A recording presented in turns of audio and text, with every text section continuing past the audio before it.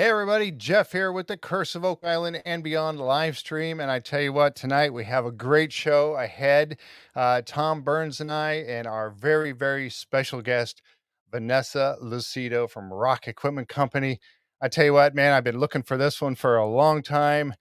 We had to postpone a while back, but now we're ready to go. So I tell you what, man, the oscillator, we're going to be putting some cans down. Here we go.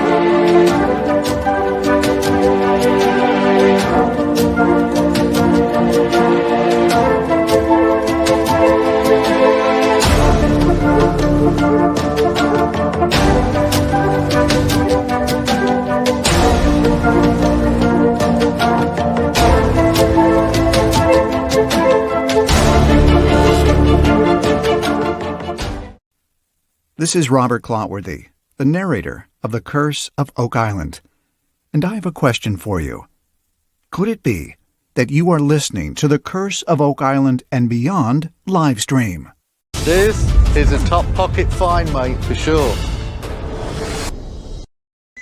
Hey, all right. Welcome back, everybody. We, in fact, do have a top pocket find right here. Tom Burns and I welcome Vanessa Lucido. Yes. Thank you so much. Thank you, guys.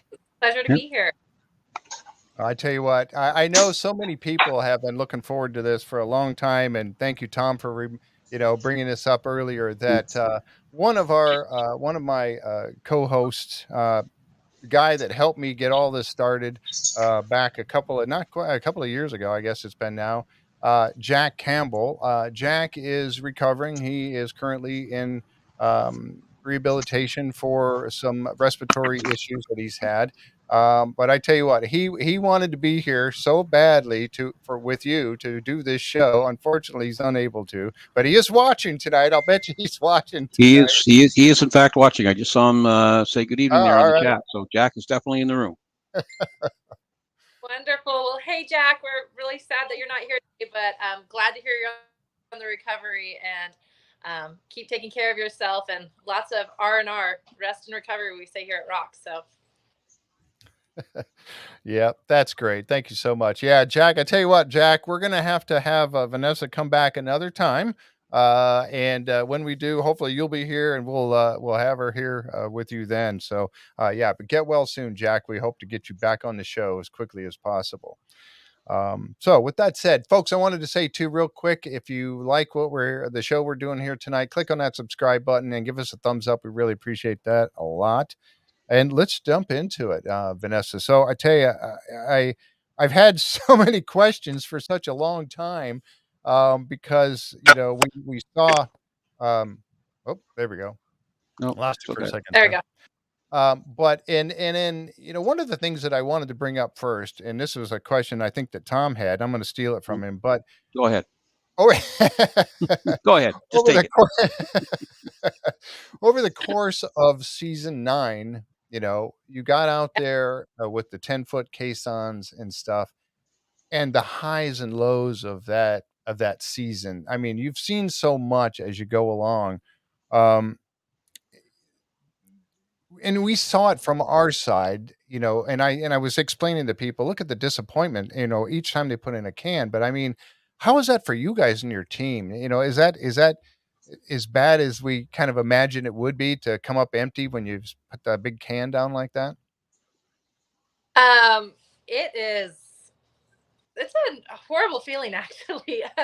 You kind of go home really depressed, and you just feel this huge like letdown and sadness, and it's real. It's very, very real. We are all very much invested in this, especially being on a couple seasons. We are invested as friends, as people that work together, to so many levels, and we're all watching that grab go every single time. Everyone's down watching it. Everyone's counting the repetitions. Everyone's watching the oscillator, if it's building up torque or if it's cutting, and you can't help but not get invested, and either you yourself want to help find it, right, or you just care about the brothers and the whole fellowship crew, and you want them to succeed and get the answers they want.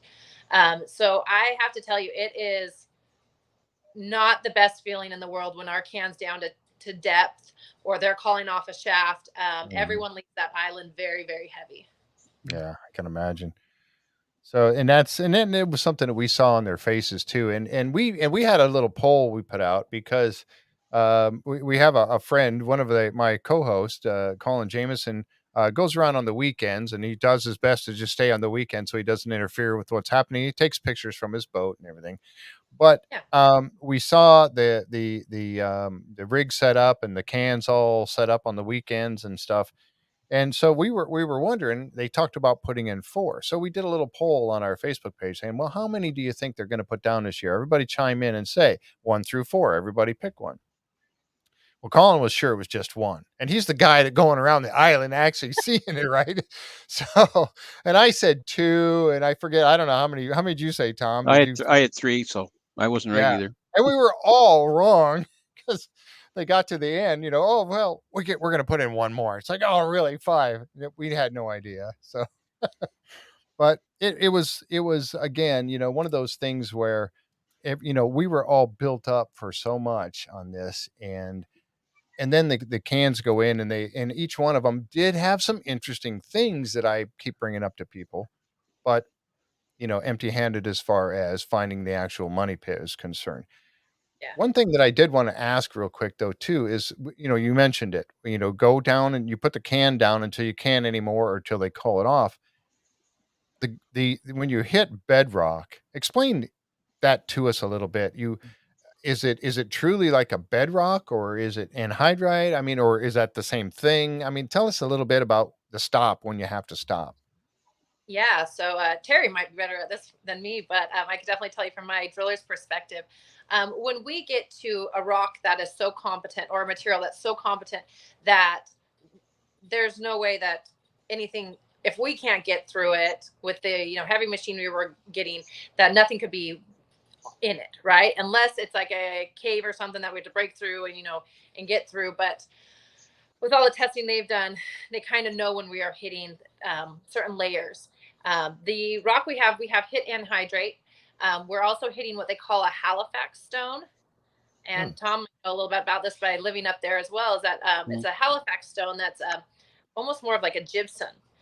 And what's weird is if you can bring it to the surface and you can scratch it with your fingernail and introduce like air or even water to it, it kind of starts breaking up. But it's so compacted in the ground that it's almost, you're almost unable to get through it without being very destructive, which we don't want to be destructive because we want to be able to preserve if anything is down there, right?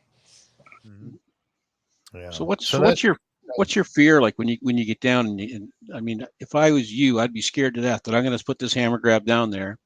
I'm going to grab something that's going to be like a fantastic find, and I'm going to rip it to shreds on the way up.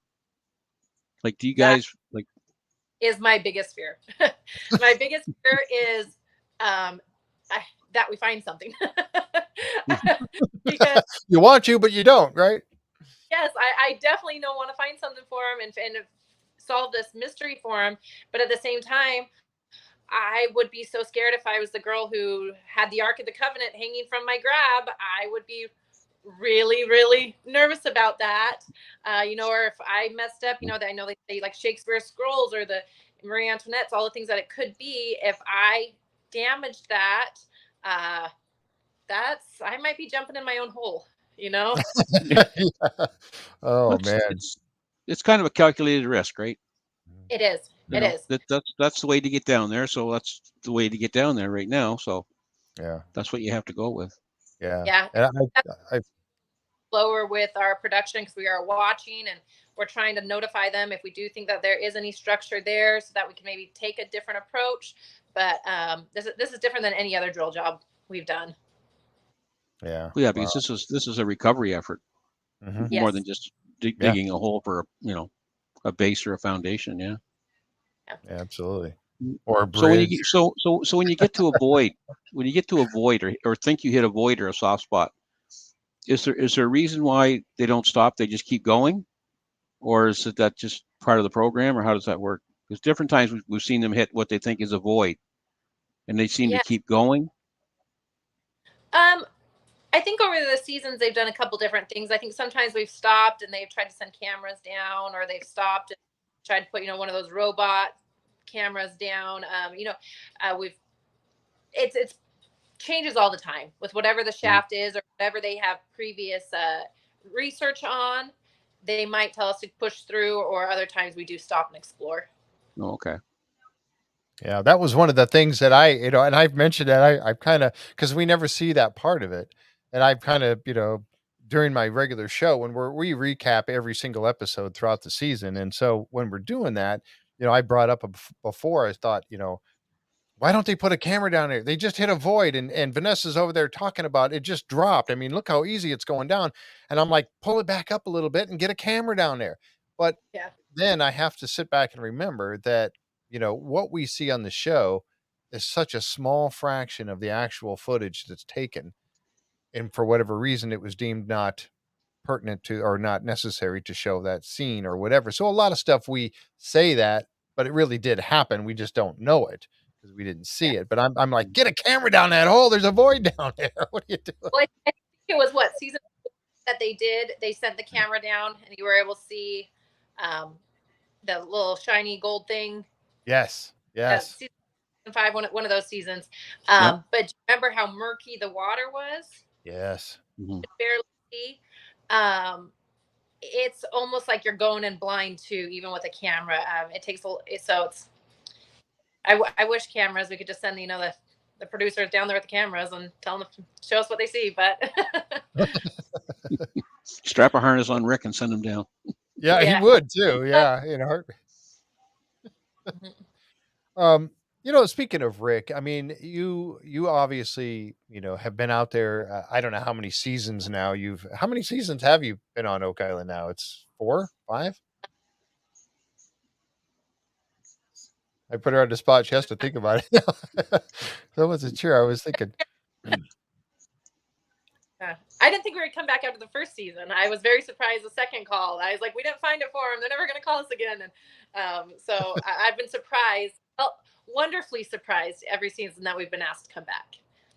yeah, yeah. I tell you, and the thing of it is you've gone from the first cans were like what 6? Were they 6-footers? Now up to the 10, or are they smaller than Yeah. that? Okay. I think they were like I go in millimeters, so they're 1,200 millimeters. Okay. And then All right. at 3,000 millimeters. So Wow. yeah. Yeah, it's putting into I had a picture of that. I couldn't believe how big when they finally showed up on the island, we seen them going across on the truck and then getting out there and seeing the size of those things. And I think there was actually a picture of you standing in one or something. And this thing is when then you get a real sense of how big they are than when you see people standing next to them and they just giant things. So, but wow. Yeah. So yeah, disappointing year this last year, but I got big hopes. I think all of us do, high hopes for this coming season. Before we get too much further into that, I do want to talk about some of the things that you are involved in, not related to Oak Island. I know that you are involved in, the rescue and some of the different things like that. Tell us a little bit about some of the off work things that you're doing for rescue and charities and such. Yeah, no, I always knew since I was little that if I'd have a for-profit, as soon as it's doing well, I'd have a nonprofit. I was raised to always give back and help out, do whatever you can. And one of my passions is animals, specifically horses, Mhm. horses, cats, and dogs. And there's a huge need for horses, especially to have outlets for rehabilitation, for rescuing, retiring. So we started Rock Rescue Ranch, which is a nonprofit that we do. We help out horses, cats, and dogs, which is wonderful. Yeah, that's really good. And I know that you're also on Instagram. And Yes, I think that you have quite a few followers on there, by the way.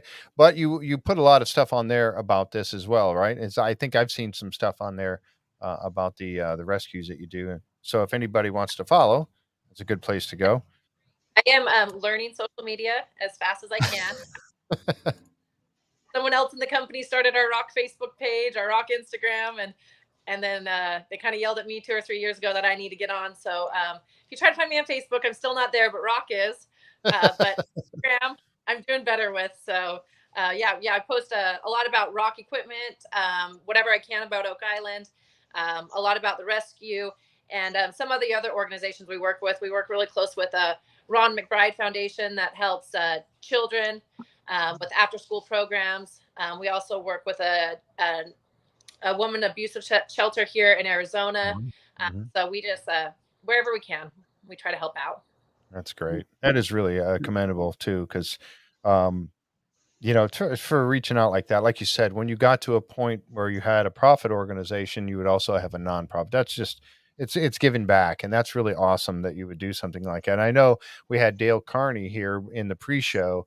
Dale wanted to come on and meet you and thank you personally for the donations that you have provided with the hard hat and some of the other items, t-shirts and stuff, with all the signatures, and even the one with Dan Blankenship's signature on it, which is awesome to have that. And that's for the Christmas daddies that we'll be doing later this year. It's going to start in September. I think we're going to start doing the donations like you did last year, but we'll talk about that. But thank you so much for that. I mean, that's just really a great of you guys to provide things, especially that hard hat with Dan's signature on it. I mean, that's It's awesome. fantastic. When you It gave it really is. up. Right? Yeah. Mm. I, I thought, if it could do some good and it can make some money for some kids, I have the memory of it. I have the memory of him signing it.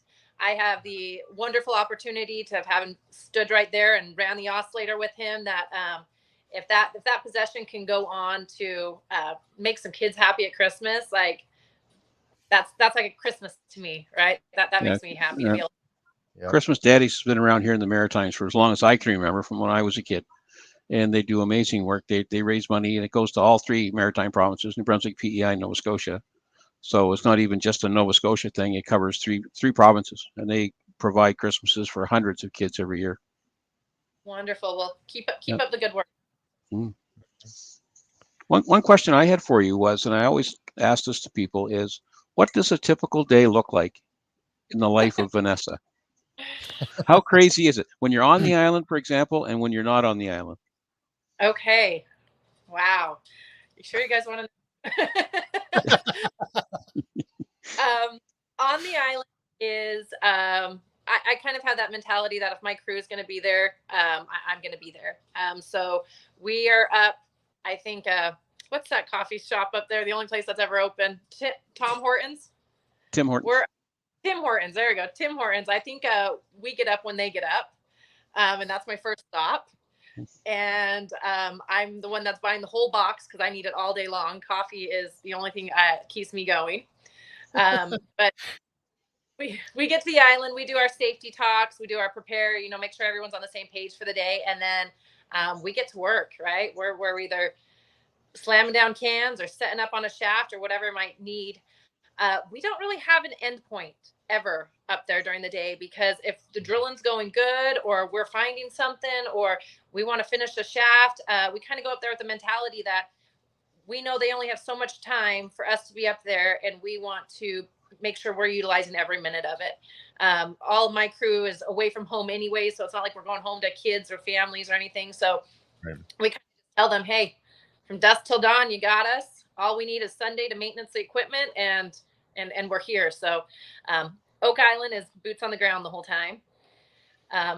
Home, it starts with my own coffee maker, and that goes off pretty dang early.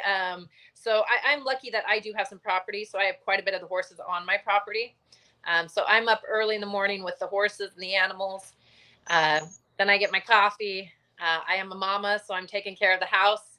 And then once everyone's taken care of for the morning, I'm at work all day, whether that be at the office here in the yard, Arizona, or on a project. And then normally try to unwind with a glass of wine because it's a long day.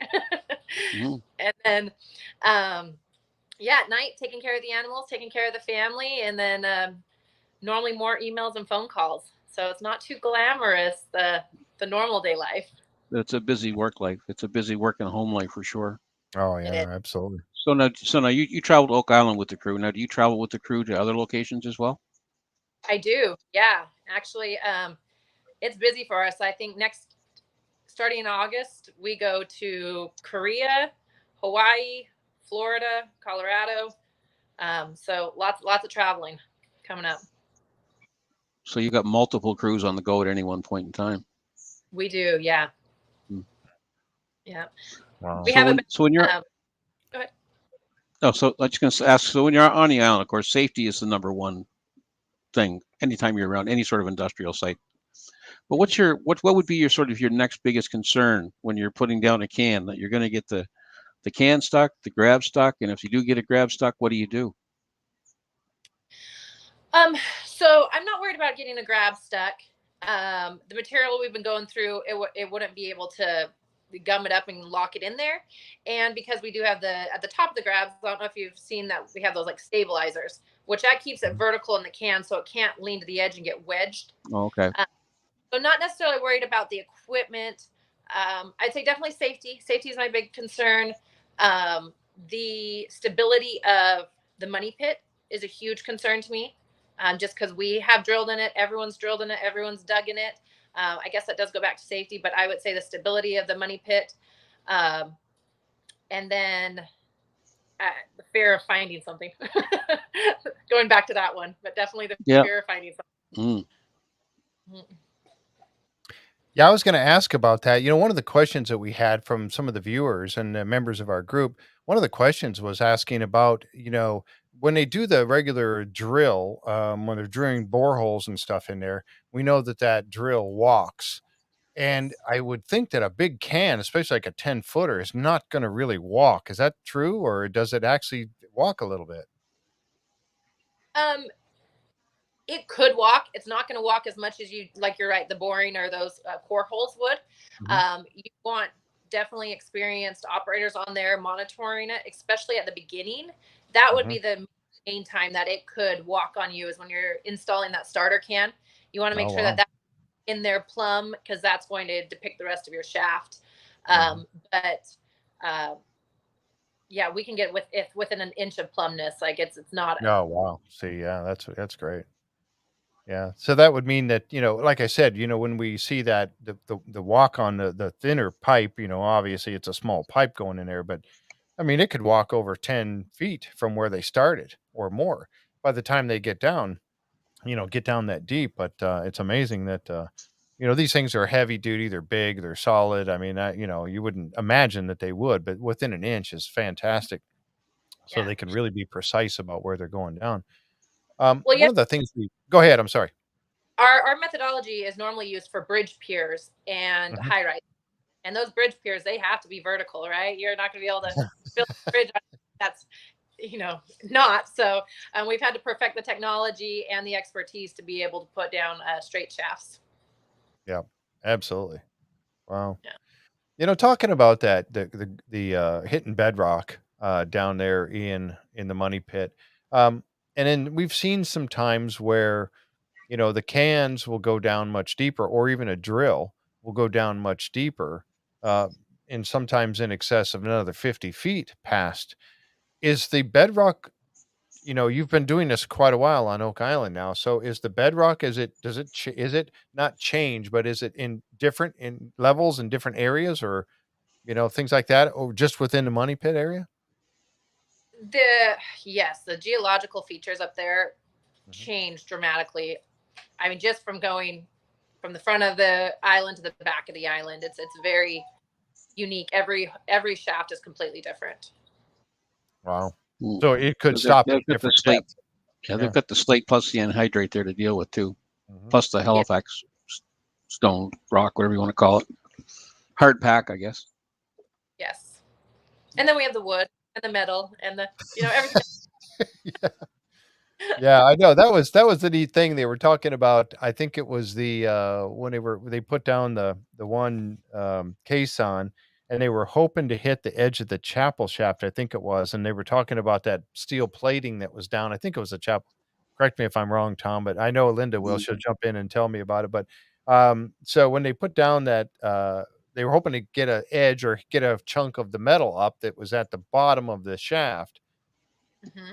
Head and shaft. Maybe it was I don't forget which one it was, a head and shaft or a chapel shaft. But anyway, and they did. You guys brought up in the hammer grab, brought up a big chunk of that with the spike still sticking out of it. So that Yeah. was a perfect thing to hit there, the head and shaft. Thank you, Linda. I know Yeah. she would tell me. She's always helping me out when I'm on the show. So that, and it did, and you did bring it up. So I mean, that gives you high hopes right there that you've got to be, at least you've targeted that Hmm. right on.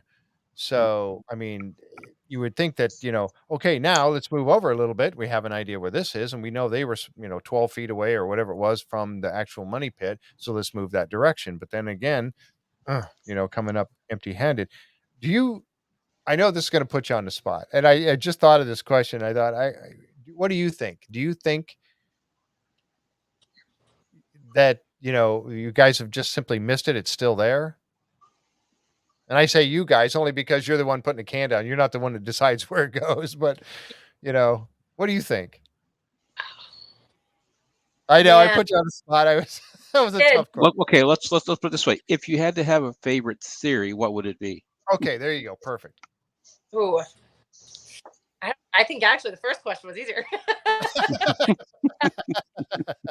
I think that we drilled all over the U.S. and Canada, right? And we've never encountered what we're encountering on Oak Island, even though we haven't quite encountered the, whatever the treasure might be, to its entirety. What we have encountered over the years drilling the shafts, Mhm. I know, something happened there and something's there. I do think because so many people have drilled in that area that it has kind of got like lost in the wash, right? Mhm. To let my mother's side out right there. Mhm. It's been, lost in the wash, and we're going to find that sock in the place you didn't expect it to be. But I, I, I don't know. There's something on that island. Something's definitely happened on that island, and we're Mhm. finding a lot of it. So, Yeah, I don't think so there's any question. Something happened there. The Oh, question is what. absolutely. Yeah, totally agree with that. Mm. There's yeah, just too much evidence, and that's the thing that, keeps, that's the love of Rick, is that he wants to know the who, what, why, where, and when.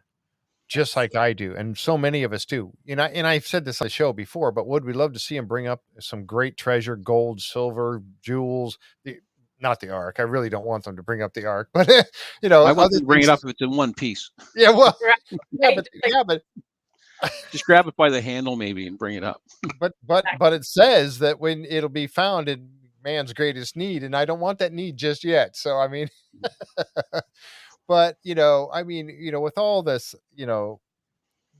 we know that somebody was down there, like Tom just said. We know that somebody was down underground doing something that deep and Yeah, digging tunnels and stuff.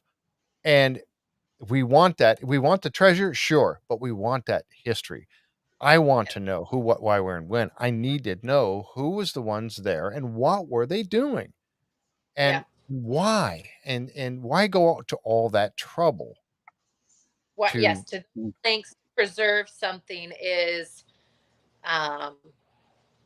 it's.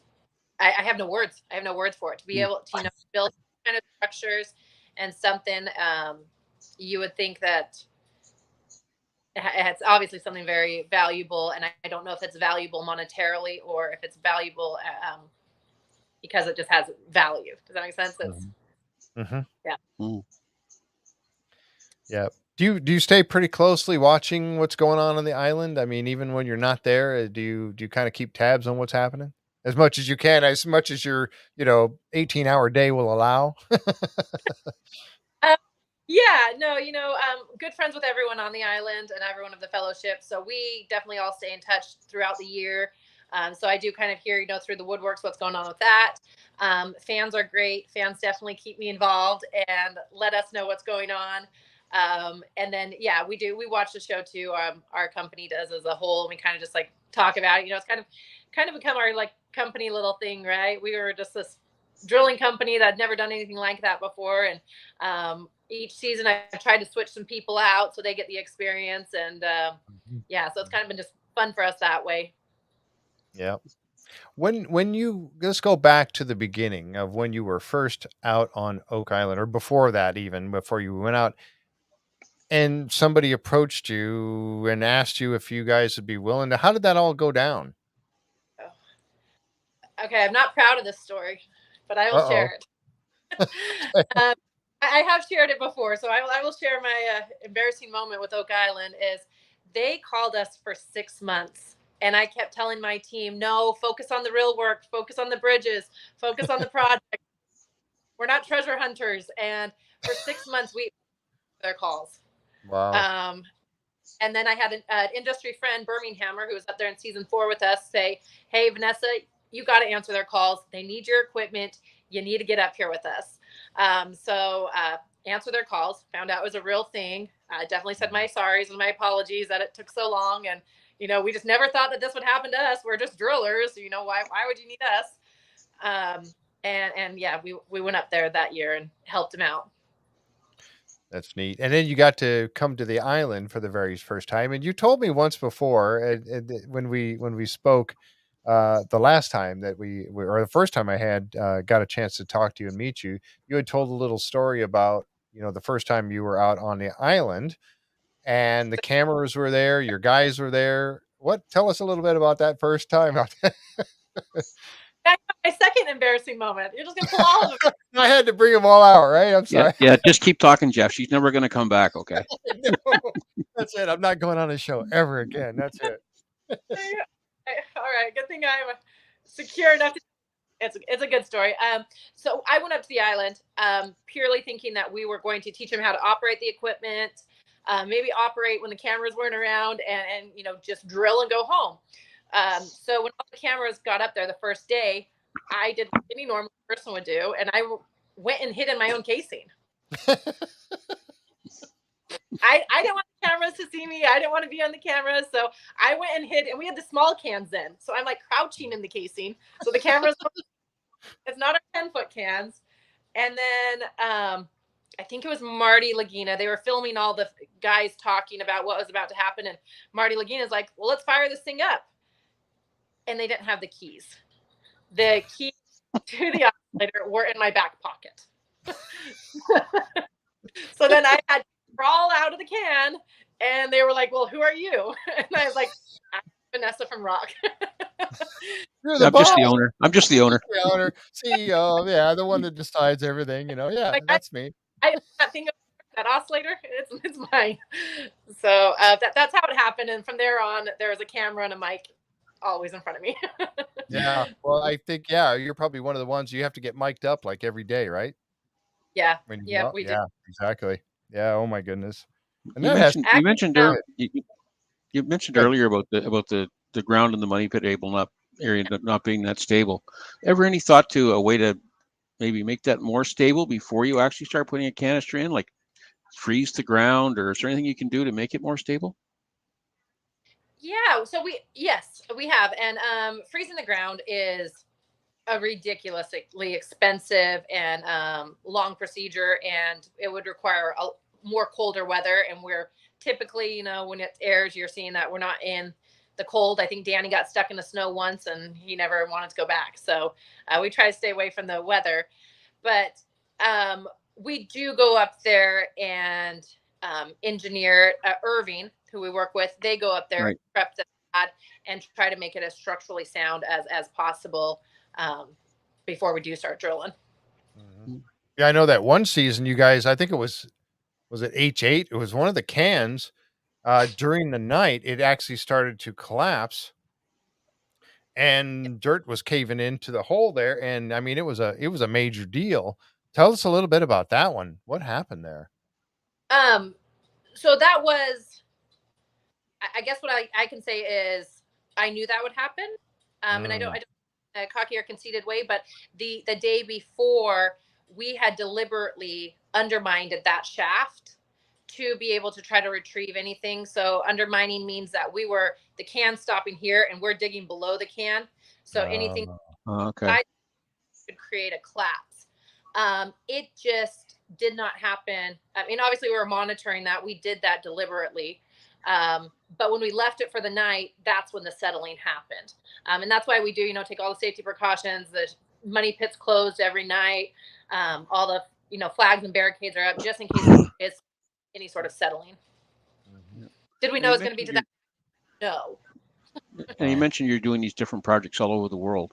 And I know Oak Island, you pull up some pretty weird stuff. Is there any weird stuff you pulled up in other places that you can recall or talk about? Yeah.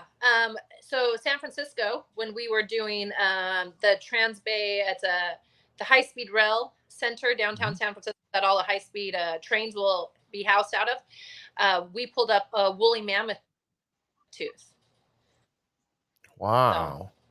So, yeah, that was pretty cool. And the Smithsonian, I believe, came out and they took it, and we kind of had to stop for a minute and see if there's any other artifacts. Yeah, I.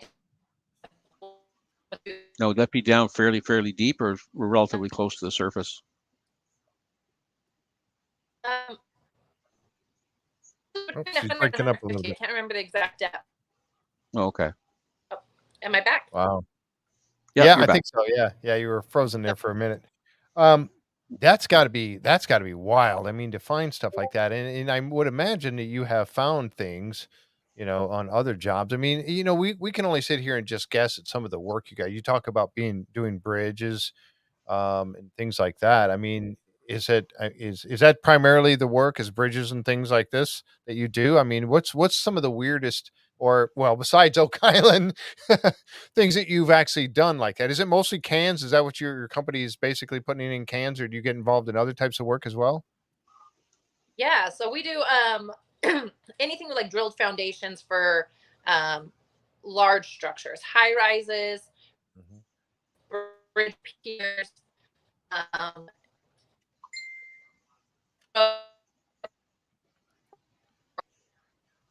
Oh, you're freezing again on us. Hit and miss today. And Yeah, I'm back. we missed most of it. You're back now. Okay. I was just saying we do bridges and high rises all over. The largest, we're doing the high-speed rail. We're doing the light rail in Hawaii. Our equipment's doing. We actually did during COVID, when everything was shut down, we did the largest and deepest oscillator shaft in the world. We did a 10-foot diameter can down to 357 feet. Wow. So, yeah. And then right now I'm actually, like I said, I go to Korea in 2 weeks because we just designed a 4.2 oscillator. Oh, say that again. A what? A 4.2 meter oscillator, so a 14-foot diameter 14 oscillator. foot. Wow. Yeah. Wow. So Any chance we could borrow one of those for Oak Island? Yeah. Yeah. Right? Let's bring that over to Oak Island. I mean, that's something that we watched over the course of the years. We've seen a lot of different ideas pop up. Out at Oak Island, I think this was 2 seasons ago. They talked about a big dig, Yeah. and how would they go about a big dig? And I remember having you on, and I actually asked you. You couldn't talk about if you were involved in it, but I asked you, is your company capable of being involved in a big dig? And you said yes. And we saw some of the ideas. Tom mentioned one earlier about freezing the ground and digging out the, do it freezing a ring and then digging out the center. And then we saw Irving's idea about going in and doing a honeycomb pattern. Is that a honeycomb? I just can't imagine that happening. You would have to leave each can in there to start. How does that work? I mean, how would that even go about working? So the honeycomb pattern actually would not be for a big dig. That would just be to excavate all the material. Because kind of right now, if you guys watch on the show, they'll show you that we drilled here, we're kind of going all over. But the Mhm. honeycomb was designed so that we could just kind of clean house and go row I by row see. across the money pit and have some sort of organization. Mhm. So that would be in kind of a big dig, but you wouldn't be left with a hole at the end. I see. I actually have a totally different methodology they should use, but they have, yeah. Ooh. And So this new methodology that you think they should use, is that something your company can do? yes, yes, and we have done before. Oh, alright, alright. We'll have to keep that in mind for, what's going on. This we know that, and we've seen there's been pictures posted and everything of Dumas mining going out on the island, and I don't want you to venture into that, because I don't wanna put you on the spot with that, but mining companies, and I've tried to research what Dumas does, and I know they're working with another company out there as well. Have you worked with a mining company before on projects? And how does that work? I mean, I is what's how does that go? Explain that if you would a little bit. Yeah, we have in the infrastructure realm, right? Mining for like tunnels and stuff like that, where you're Mhm. going more horizontal. We have not really ventured into mining for any sort of material or mining like that, but we do have experience in that. Um, but yeah, I think that's all So I can say. so so you so oh, okay. So I just wondering, can you put your shafts in horizontally, or are they all vertical, or So we can do what's called a battered shaft that it's on an angle. We okay, cannot go vertical, but we can go, or I mean horizontal, but we can go on an angle. you could, yeah, like 30 degrees or whatever, yeah. Yeah. Wow, Mm, But that's very interesting. people don't know is I came from a contracting company. My dad had a contracting company, and before I took over Rock, we did that, and we did all sorts of different applications. My dad and aunt were world-renowned blasters, so I have blasting experience and understanding of that. We do a lot of shotcrete and soil walls, which would be that's what I was basically, gonna ask you. Yeah. putting walls all around and excavating out centers, secant walls and buttress piles. So uh, while we do come up there and drill shafts, and that is our primary bread and butter nowadays, we do have an extensive knowledge of other applications. Wow. So in You theory, are you could put a shaft or a tunnel, I guess, on and something on an angle down to another tunnel or shaft, and concrete it, or yeah, concrete it on the way down, or shotcrete it on the way down. Mhm. wow. You are definitely an asset to the island. I mean, with all your knowledge and experience, oh my gosh. Yeah, they better not ever you know, do anything to make you leave. Rick would probably be hunting you down anyway, I would imagine. So, wow. So, one of the things you talk about, when we were talking about the honeycomb, we're talking about putting these shafts in and then kind of filling back up. I thought about some of those very things, especially this season and past seasons when you actually did hit a void area, or we say a void. It's an area where the can is just going down with very little resistance. Mhm. Assuming that that's a void or very soft material or something. So, and then let's say it's a void, like C1. We know there was a void in the bottom of C1 because he sent cameras down there. We saw some of the stuff that was down there. When you pull that can back up, you're filling it in as you bring it back up, correct? You're putting backfill in Correct. there. Okay. Correct. If you were in a void, would that not also be filling that void up with the backfill? Correct. That's what bugs me about. I'm thinking you hit a void. You might be a big void, but now you're putting all that backfill in there and you're just filling this void all up with the backfill. Oh my gosh. Is that kind of that's so that's right, huh? Unfortunately, if you're filling up a shaft, it's going to fill up every It's cranny going to fill available. everything.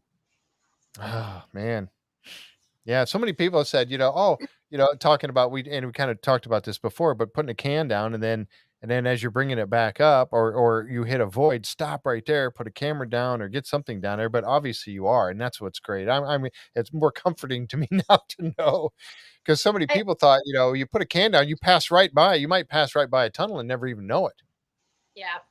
I think with obviously with the showing on the TV, they can only show so much within that hour, right? Hmm. But I think everyone can rest assured that everyone involved with this is thinking of every A, B, C, D plan they can do all the time. What can be done? There's so much involved. Um, Everyone's so tied in with this personally and emotionally and mentally, as well as the money component, but it's more than that. It's everyone does want to figure it out. So you better believe we round table all the time and we come up with every single option that we can do with every single shaft, any answers we can find. So while you might not get to see all of that on the TV, it is a lot is happening. Yeah, and that's the So, thing we don't know. Go ahead, Tom. so besides the money pit, is there any particular area of the island that you would like to see explored?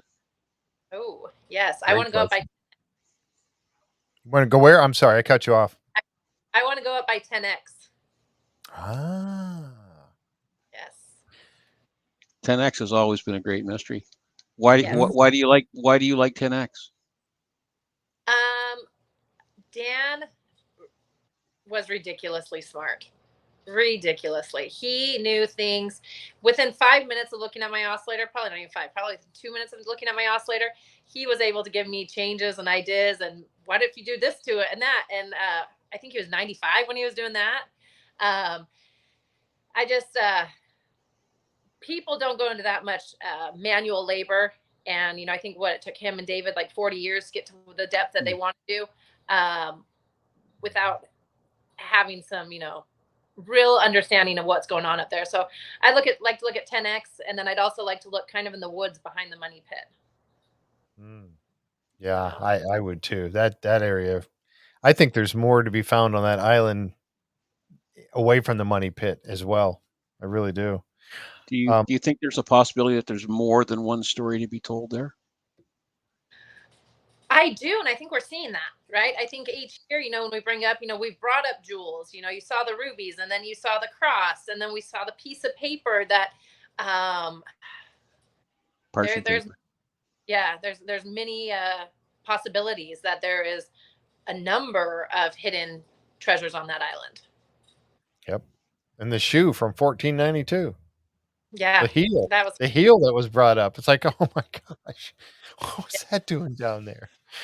that Uh, never know, and we're so deep sometimes, and you're like, there couldn't be anything, and then all of a sudden there is, or so it's an adventure each. well, I know you're limited on time, so I want to just start to, just to kind of wrap up some of the questions that we have here. But one of the questions that Tom also had written down here was um, a fact about you that you would like people to know. Fact about me. Yeah. Putting you on the spot again, aren't we? It's all Tom's fault. I'm just reading the Oh question. yeah. Yeah, I yeah, just write them. You read them. Well, we know you're involved in the charities and everything, and really that's an awesome, awesome thing. And we really, that's really, really good. What, yeah. I mean, we know you're a mom and a hard worker, CEO of a company. What else? What else? Something about me. I'll just give you a weird one.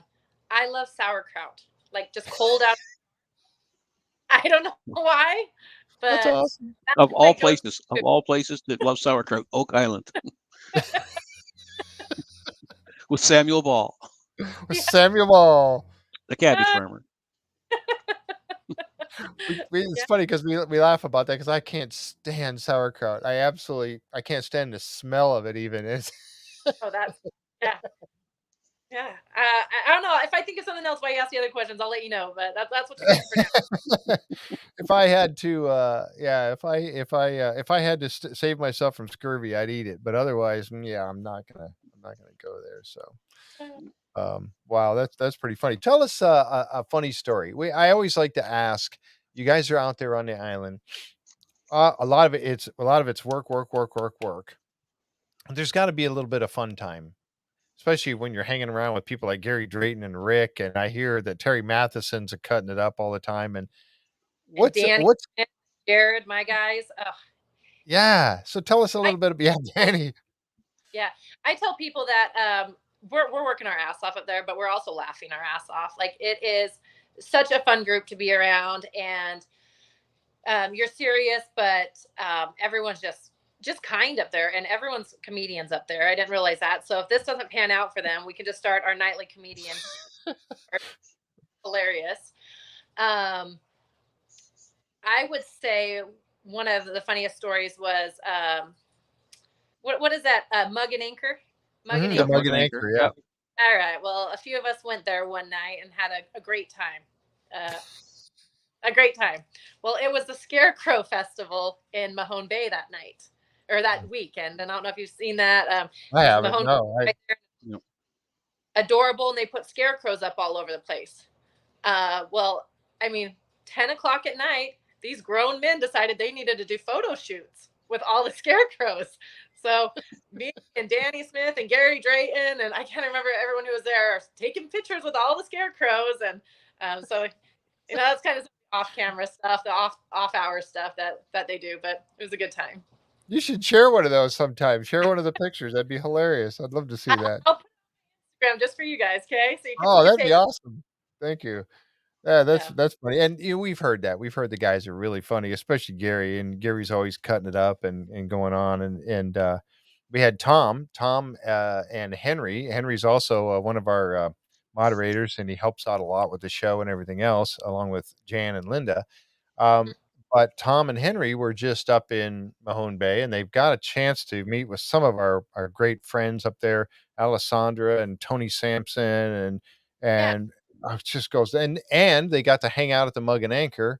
Well, Tom, you tell the story a Yeah, little bit. yeah, we got to hang out. We went to supper with Scott and Laird and Steve and Terry, and yeah, I can see your point. It's like the one-liners going back and forth is enough. You just sit there and you just go, "What? He said what? He said what?" They're a Yeah, great bunch of guys. You can tell they like working together. they do. They do. Yeah. I got one more story for you. I Oh, don't know what please, yes. um, David Blankenship is one of my most favorite people on this earth. Wow. Every time I'm up there, he makes sure, like I'm taking care of him and his wife. Do you need dinner? Come stop by. But my first time meeting him was, season 4, and he comes up, and at that time he was, driving the one of the loaders or something. He wasn't at this exact moment, but he comes up to me and it's 10 a.m. in the morning, and he hands me a shot of Crown. And I was sitting there in my hard hats and boots looking at my equipment, and I was like, can I take this? What am I supposed to do? Oh yeah, what the heck? It was pretty dang funny, but that was the only time that Crown showed up on the island. After that, they decided, David, that's Yeah. but Dan Hensky. What do you think? I mean, what a guy, huh? he's awesome. He's so awesome. Yeah, I can't. I mean, I taught him how to run the oscillator last year, which was wonderful, and he named one of the shafts, which was a lot of fun. And I cannot believe for his age what he's done over the course of his life, what he's still doing, how he's still involved, and yeah, lots of respect for him. The man's got a mind, and they can ask him questions. Like I always remember them asking him about they were looking for the coconut fiber, and they went Yeah. out to Smith's Cove, and he was like, "Oh yeah, it was right here in this area." Yeah, it's right here, And he yeah. walked around, and right here, and sure enough, they found it right there in that spot, and it's just like he remembers everything. I mean, he really does. And we've seen the little thing that he had created. It was like a can, and he figured out a way of retrieving and lowering Dan Blankenship down into 10x, and he had this little model that he made, a little Yeah. pulley system and everything, and it was just the man is just amazing, truly amazing. Let's see, we got a couple minutes. Yeah. I know we're getting. I've pretty much covered all my stuff. Yep. Wow, and I told you I know Vanessa's compressed for time. So. Yeah, and yet that's exactly what we did was drill you with questions. I'm sorry. No, you're Uh, Such a wonderful guest, and I tell you, we have, the thing that really, I admire, is that, you are the CEO of Rock Equipment Company, and you've done a great job with it, and you represent so well on the island, and all the work that you do out there, and the crew that you have all seems like they all respect you so well. What a leader, I see that in you, and I think that's just awesome. Um, and my hat's off to you. I mean, and speaking of hat, I've got my hat. I meant to grab it. I was going to have it on. I've got the hat. You sent me a hat and you signed it. Linda, I think, put you up to it, but it's awesome. It's one of my prized possessions. And I've worn it like once or twice on the show, but I won't wear it. It's always hanging up because I don't want to mess up the signature. So, but I really admire you so very much for what you have accomplished and what I know you will accomplish going forward in the future with your company. And we really hope to see you back on Oak Island again. We know that they're involved in some other stuff, and I won't gonna go there with anything about season 10, but we'd love to see you back out there in any capacity, helping the team, with this venture that they're on. Yeah, Um, I see Linda's one more question there. okay. Said, please ask Vanessa what happened to the, I'm going to say paint mare that Mhm. was at the rescue. I guess a particular horse that was at the rescue. A number of people have been asking about it. yeah. We found her a home. So Oh, yeah, good stuff. one of our harder ones that we got from the slaughterhouse. Unfortunately, that's where she was, and took us a while to rehome her and get her healthy. But we found her a home, and she's actually at a ranch that helps autistic children. So she's going on to Oh, do great. Really? Oh, that's Yeah, wild. So she's yep, pretty mild-tempered then and everything can be around. Yeah, yep. that's So awesome. I was gonna say, we do have rock swag, and I'm not trying to like plug here, but all of our rock Please. swag is on the rescue, and all the proceeds from all the purchases for any rock swag goes right to the animals. So that's kind of what we did too to give back from rock. Is we know there's lots of fans out there that want rock equipment stuff, and if you want it, it's available. Where can that be found? On Rock's website? You can go to Rocks, but it's going to take you to the ranch's website. It's rockrescueranch.com. Okay. I'm gonna link that, folks, in the description yep. below. Linda will probably put it up here in just a moment. She's so quick with this, in the chat, so you can see it there. But I will put that in the that link in the description below. So if you do want some swag, you know where you can go and get it, and Yes. and it, like Vanessa just said, it helps out. Yeah, and if it's your viewers, just put a note in your order, and I'll sign it for you. I'll make sure Alex gets it to me, and I'll get it signed. Oh, you can't, folks. Did you hear that? You There you got it. go. Oh, It's a deal you can't refuse. yeah. Put in your what do they call that? Your promo code. Put in your promo code JFree906 and boom, you're gonna get that. Wow. That's really awesome. Thank you for offering something like that. That's fantastic. I mean, you are world renowned. You are. I mean, that you are on a show that is seen in just about every country on the planet.